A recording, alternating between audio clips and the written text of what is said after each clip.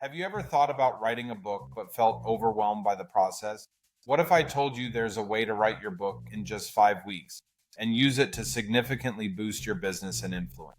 Today on the Positive Leadership Academy podcast, I'm joined by Ben, the brilliant mind behind the Influence with a Harder method. We'll dive into why your book is the ultimate business card, the hidden opportunities self-publishing can unlock, and how life's toughest moments can shape your greatest leadership insight. Stay tuned. This is an episode you can't afford to miss. Ben, welcome to the Positive Leadership Academy podcast. Very happy to have you here. Thank you so much, Javier. It's a pleasure to be here with you today. Yes, and for all the listeners and people watching us, Ben lives in my homeland, Spain. So I have a healthy envy towards Ben because he's living in a place where I deeply enjoy, and he's in a region where I think they make one of the best paellas in the world. Indeed. Spain misses you. Thank you so much. I'm very curious, and what attracted me the most is I am a book author myself, and I know what it is to do self-publish, non-self-publish, and really promoting your book. And obviously, I think a lot of authors have that in the back of their heads, thinking, "Hey, is my book is going to be a good book? Am I going to either connect with individuals or sell the book, or is it going to be the right credentials that I have?" Right. But I'm very curious because you have a method, right, that helps authors secure high paying speaking and consulting gigs even before they're publishing, right? So I'm really curious, what is the secret behind this? You call it the influence with a heart method that make this possible. Yeah, thank you for asking. So it's essentially having conversations with your ideal clients about the book you're writing at the beginning of the process, right? So instead of guessing and hoping that your expertise is going to make the book be successful, which that's certainly a part of it, you need to make sure that your book is going to connect with your ideal clients, right? You don't want to, again, take a guess on the content, the stories, anything like that. If you're talking to the people that you serve and understand their biggest challenges and goals and dreams and all that good stuff, then you orient the book around that. Then you know the book is going to work because they told you. Great. So there is any specific kind of framework. So for example, just now I'm putting together a training course for a client, and my side of the business is doing a lot of facilitation, a lot of customized workshops. So I do send out a lot of questions. I don't think I know it all. I don't think my content is going to be the right fit for them. So I ask a lot of questions, but I use different frameworks to really get a feeling of what is missing, what they're gaining, what they're learning. Do they follow some type of framework to get the right answer to really start writing that book? Absolutely. Yeah, it's a 12-question framework that integrates the topic of their book in a way that is going to resonate with their ideal client. So the outreach is asking one's ideal clients, "Hey, I'm writing a book about this topic. Would you be willing to chat with me because I want to write a great book?" Mm-hmm. And then the conversation just goes from there. And by asking the same 12 questions of everybody that the author speaks to, then there's a really clear set of data, and they can look at trends, they can look at keywords, they can look at language, they can see the themes that are happening, and then make really, really smart decisions about the book from there. Yeah.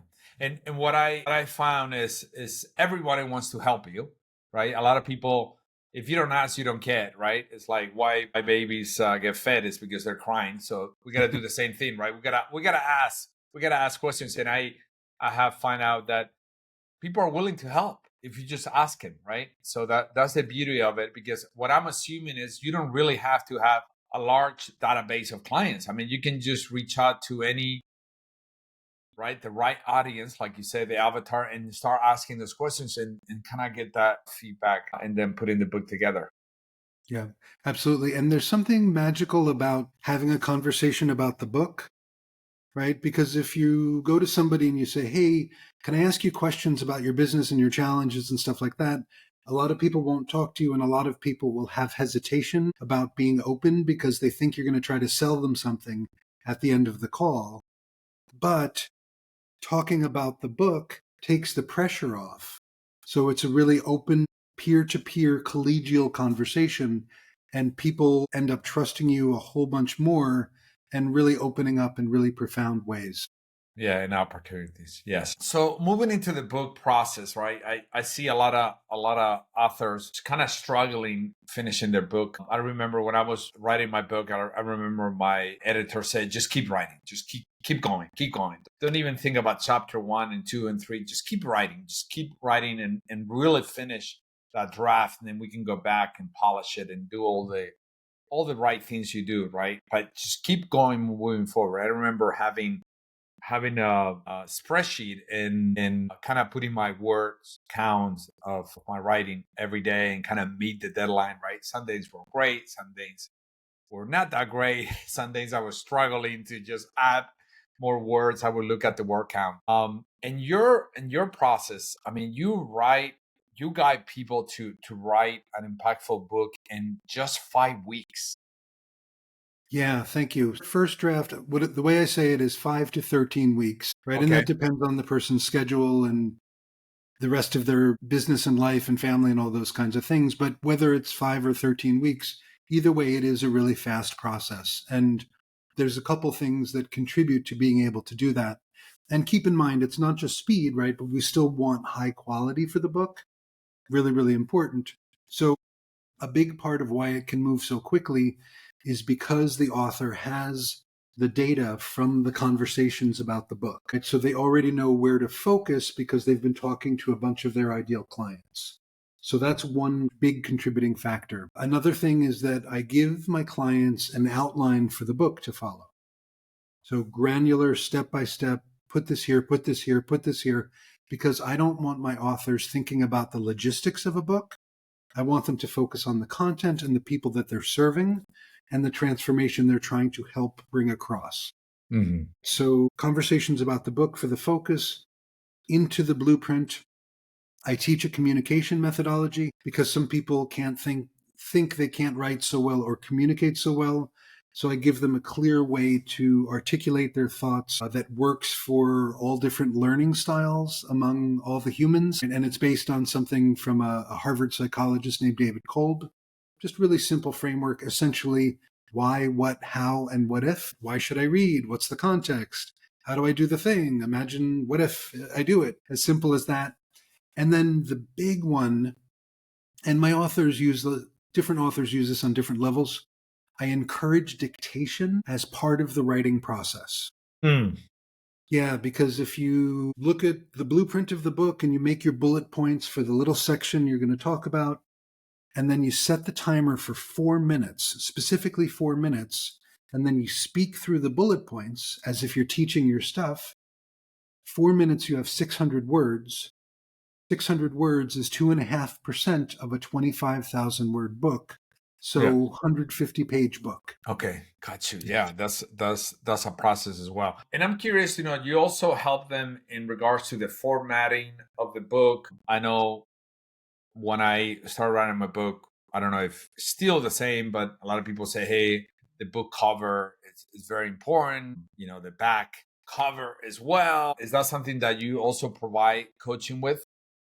So I act as a publishing advisor for my clients, and most of my clients, like 99% of them, use a specific publisher that I collaborate with and have been working with for almost 5 years now. And they do the keyword and category research for the book, the cover design, the Okay. interior design. They do the proofreading, the distribution, probably a couple of other things that I can't think of. But I'm with my authors through the whole publishing process. So they always know that they have an ally. I mean, certainly they do with the publishing team. They're amazing. But I've been with them through the journey already. So I want to help them get over the finish line with the publishing. Okay. So if they decide to go self-publishing, they can always go that route as well. Yeah, so I actually recommend self-publishing as the way to go most of the time, but specifically professional self-publishing. So an established, reputable company, right, that does all the publishing things, but the agreement that they have with the author is a self-publishing agreement, which essentially means that the author owns their intellectual property and everything is under their account. Right? And this is really, really important because a lot of people, when they think about book publishing, they think, oh, I have to get a publisher, a traditional publisher. And for most people like us, a traditional publisher is not a good idea, right? Because as soon as you sign the contract, you give up your intellectual property. You are immediately not the owner of your book anymore. Exactly. Yeah. You sign the contract, no IP, no creative control, no timeline control, no editorial control, no strategic control. Mm. And unless you have tremendous millions and millions of people following, engaged following, and are going for something like a New York Times bestseller list, right? Then maybe you go with a traditional publisher, maybe. But Yeah, yeah, otherwise, absolutely. Yeah, that resonates because they told me that, say, hey, unless you have, I think was a minimum of 250,000 followers was the point. I think there are some people that even make more money doing self-publishing. They have a very strong database of 100,000. You guarantee to do that.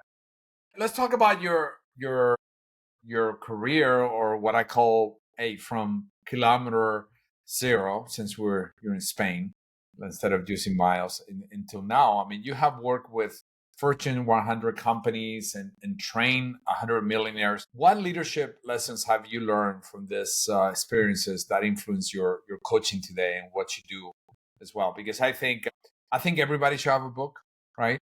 too. I think we all thought leaders out there, and you do kind of like that outlet for people to kind of self-discover themselves, right? Absolutely. Yeah, that's a really great question, and I appreciate that. And I think one of the biggest lessons for me was the first time I was in a room with, I don't know, 100 or so millionaires, right, all from the same company. I was doing a 2-day training. It was actually at Stanford University.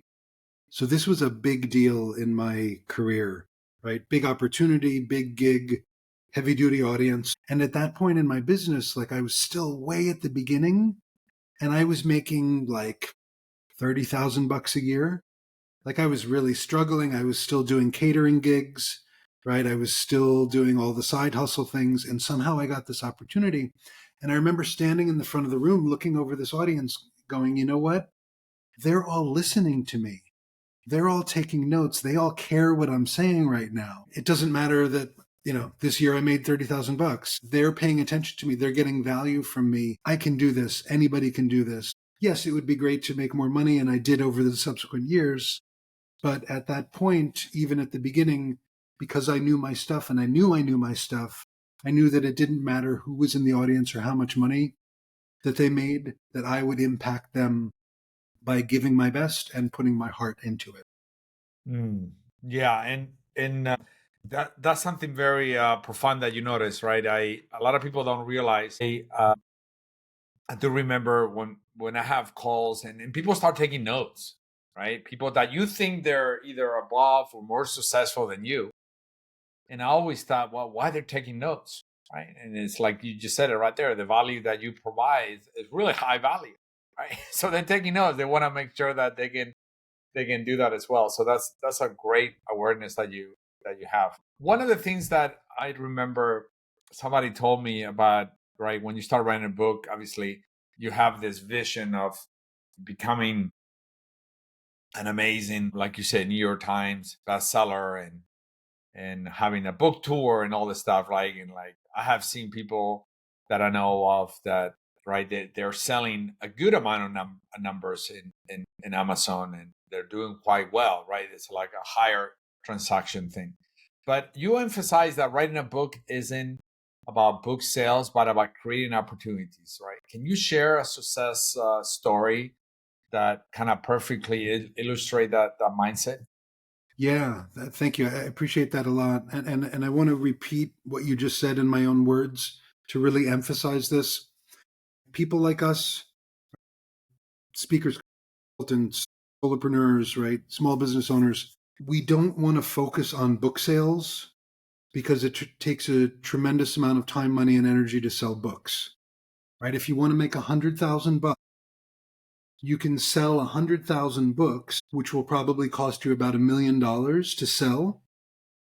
Or you can use your book and develop relationships with 1 to 10 people who can hire you, and those 1 to 10 people pay you 100,000 bucks. Right? That makes so much more sense. It's so much easier, so much more impact. And my success story around that was when I had this opportunity to speak at Stanford to do this two-day training. I told the event planner that I said, hey, I want to make this really special for the audience because they were coming from Sydney, Australia to the US. I said, I'm going to show up with autographed copies of my brand new book for everyone in the audience for free. So like 130 free books. And I'll autograph and I'll stay around for photos afterwards. And she said, wow, that's really generous. And I said, you're welcome. My pleasure. And we hung up the phone and I went, oh crap, I have to write that book that I just promised. Yep. So I had 6.5 weeks from the promise to the event. So I wrote the book in 3 weeks, got it produced, printed, shipped in my hands. I autographed it. And then I went to the event and every single person got a book, right? And the audience loved it. And about a year later, because they're all from one company in Sydney, Australia, about a year later, I was talking with my contact at that company. And keep in mind, 130 people in that company had seen me speak and they all had my books on their desk. So 1 year later, they found out that I was coming to Australia for a different reason. And they said, hey, do you want to come speak? I said, absolutely, I want to come speak. It would be my pleasure. And then they called me back 2 days later and they said, hey, we don't have the budget. It's the end of the year. We want you to speak. We don't have the budget. I said, no worries, no worries. Contact me back in the spring or let's look at the next year. They called me back 2 days later. They said, we have the budget. And I said, how did you do that? She said, we sold tickets to our own employees to fund you to come speak. So I showed up and there were like concert tickets with my name on them. That's awesome. Yeah. So strange. Yeah. And the point of all of this is, not to brag, not my ego, nothing like that at all. Imagine doing a speaking gig or doing a workshop. Some speakers will sell books from the back of the room. Nothing wrong, but what do they sell? To 10% of the room, 20% of the room, depending. Why not show up and get your books in the hands of every single person who sees you speak? Right? So every single person walks out with a physical memory of you. Right? Because, it goes in the phone, it disappears. It goes on the other web page, it disappears. Or where, I don't know, I don't remember anything. There's the book on their desk. And you're looking at them, so to speak, every single day. And after a while, they're like, wait a minute. I remember that guy, Ben. And they start reading your book again. And they're like, oh, it would be cool to have him talk. Yeah, Let's bring absolutely. him back. I agree with you 100%. I remember somebody told me in a different way, say, hey, how much you, I don't, now these days, I don't have business cards. Everything is so digital. But back in the days, somebody asked me, hey, how much you pay for your business cards? And I'm like, he goes, how much? What is the cost of your business? I'm thinking, I think it's about, I don't know, 80 cents, 70 cents per business card. He goes, oh, okay. So what about if you can have a business card for $3.54? I'm like, that would be a very expensive business card. And he goes, yeah, but what about if it's your book? Because that's an amazing business card, right? You can just give someone your business card. You have authority, you have your credentials right there. And I always tell people, I agree with you 100%. I always carry my book with me, and when I see somebody that, hey, just give them the book. And I totally agree with that, because business cards can throw in the garbage, but a book is going to sit there in the shelf as well, and people are going to pick it up as well. So that's a really good idea. I want to jump into something that I got fascinated in reading. Right, you face a life-threatening experience in India, and you spend over 150 days in silent meditation, right? It was amazing. I think I did the most I did was a 3-day silent meditation, and as you can tell, I'm very extrovert. I love to talk, so that was very painful for me. I really learned how to communicate with my eyes and my emotions without my mouth, but that was still painful for 3 days. But the question that I have is, how these personal challenges shape your approach to leadership in business? Yeah, thank you for asking. So I just want to clarify one thing about the meditation. So it's 150 days total of meditation, right? Not 150 days straight in my experience, Okay. right? So I've done a bunch of like 10-day retreats, like a lot of Okay. those. Yeah, I just, full transparency here. Well, I still admire you for that. I think that's awesome. Fair enough. Fair enough. Thank you. Thank you. No, I had two really formative experiences in my life in India, actually.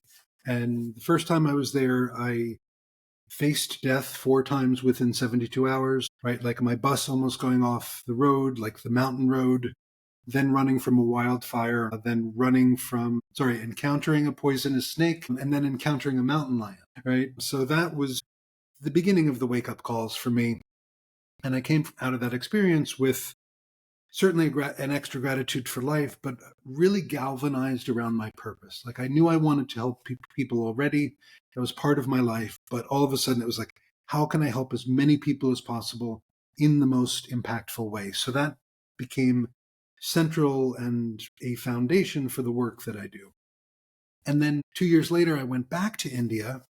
And this time, among the many wacky experiences which India often brings to one, I did a 9-day trek through the Himalayas, a really hard trek. But the problem was I showed up to India not without new hiking boots. I had my old hiking boots, so I had to get them fixed. And when I got them fixed, the result was that on day one of the hike, I had two really big blisters on my Achilles tendons, and I still had to hike for 8.5 days, 6 to 8 hours a day. We're talking like 144,000 steps of ow, ow, ow, ow, up from 12,000 feet over a 16,000 foot high pass four times, right? All of this. So really, really a lot of suffering and pain and, Mm. really mad at myself. Like, how could you be such an idiot? And blah, blah, blah, all these things, the monkey mind going crazy. And then on day 5 or maybe day 6, I'm looking up and going, wow, everything is so beautiful. Why is everything so beautiful? I'm not on drugs, which used to be a problem of mine many years ago. I said, I'm not on drugs. Why is everything so beautiful? And I went, for the first time in my life, because this was before I had meditation, for the first time in my life, I had been in the present moment for 5 or 6 days straight because of the pain in my feet from every footstep. Right? So the pain was anchoring me to the present moment. And after several days of it, I started to see how powerful the present moment is and how I could connect with the beauty around me and life and all the kinds of things. And then I noticed that the pain in my feet for the next several days was still there, of course, but it wasn't in the forefront of my mind. It was more in the Mm. background. Yeah. And I wasn't judgmental and I wasn't getting mad at myself. And I was enjoying the hike and the beauty of the Himalayas and all these things. And then I figured out the punchline 12 years later, because sometimes it takes a minute to figure things out. It's the difference between pain and suffering. Pain is a part of our human experience: physical, mental, emotional, spiritual, psychic pain. That's all just part of our changing reality. But suffering is optional. Suffering is all the stuff we add on to it: the fear, the worry, the judgment, the anger, the anxiety, all those kinds of things. So I realized that we can let go of suffering, right? We might have to let go of suffering 100 times in a row, but we can let go of suffering Yes. and not add the suffering onto the pain. To the pain. And then Yeah. I took it a little further and I said, wait a minute, we don't have to suffer with book writing. So many people are like, oh, I gotta, my book. Oh. And I started teaching people how to let go of the suffering experience when it comes up during the book writing process. And Yeah. in a nutshell, you smile, you relax your head, relax your body, take a deep breath, and get back to work. And again, you might have to do that 50 times, but think of all of the habitual reactions we have. And when we resist an experience, oh, this sucks, we get tension in our body, tension in our heads. So the trick here, and this is actually based on what the Buddha taught 20 years ago, is relaxing the body. In the Buddha's words, tranquilizing the bodily formations. right? Because if you resist against something, it's going to come back again and it's come back stronger. But if you're like, okay, there's that fear of something around my book, I'm not going to get involved with that story. Just going to relax and take a breath and let my body relax and go back to writing. Yes. Wow. Thank you for sharing. And I just want to finish with this question because obviously we hear so many people out there. Hey, if you're a consultant, you're a coach, right? Hey, are you ready to make 6 or 7 figure opportunities, right? But what is one action that you can give to these consultants and coaches to start positioning themselves to start earning their money? Because obviously, like you say, we provide. Yeah, thank you. Similar to what I said at the beginning of this conversation, have conversations with your ideal clients about their biggest challenges and goals and fears and what they need and how they need it and how you can help them. Understand them and listen closely to the words that they're using, right? And then figure out how you can not only solve their problem or help them solve their problem, but how can you deliver value like X, whatever you're going to charge them, X or more.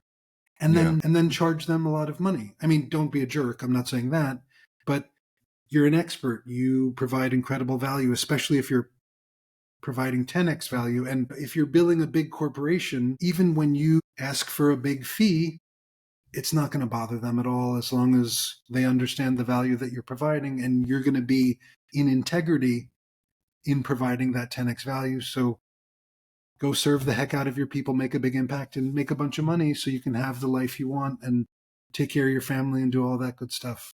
Absolutely, absolutely. Where can people find you, Ben? Thank you. So LinkedIn, of course, and my website is influencewithaheart.com. Once again, influencewithaheart.com. There's a connect form on there. There's a bunch of resources. I invite you to take a look at all of it because all of it will help you move forward with your book. Absolutely, absolutely. And also, is your book available on the traditional Amazon, Barnes and Nobles? Yeah, Amazon and quite a few other places. I actually have 4 books now. Okay. Take a look and enjoy. Number 5, I think, will be out later this year. We'll see how it goes. Absolutely. And I think it's going to go well. Well, thank you Thank so you. much for being part of the Positive Leadership Academy podcast. We appreciate your time. Thank you so much, Javier. It's been an absolute pleasure. We'll see you next time. Thank you so much for joining us on today's episode of the Positive Leadership Academy podcast. If you enjoyed this conversation and want to elevate your leadership even further, make sure to download our free guide, 6 Secrets I Wish I Knew Before Leading a Team. Available exclusively at www.reinvent.consulting. And if you're ready to take your personal or professional growth to the next level, reach out. We'd love to hear from you. Until next time, keep leading with positivity, purpose, and heart.